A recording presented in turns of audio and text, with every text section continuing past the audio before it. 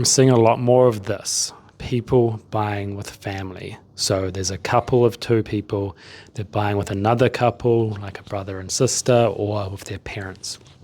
And here's what you need to know when you do that. Number one, have a very clear agreement between all four parties or three parties on what happens and who contributes to what, because usually there's less deposit coming in from one party.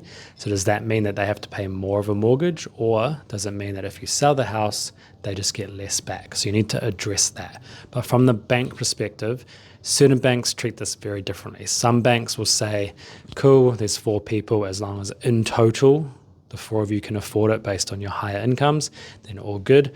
Other banks will actually say, hold on, there's four of you, you need to each be able to afford 1/4 of, let's just say, $1 million mortgage, so $250,000 worth of lending each, which means that that would fail for some people, because if you're buying with someone that has very little income, then that wouldn't work. And if you are buying with someone that has very little income, then that could be classed as a borrower of convenience, especially if they're just putting in like $100,000 and you don't have a deposit and they're not even going to live in the house. And that's something that you need to be mindful of, because if the bank identifies that, then you will not be approved in that situation.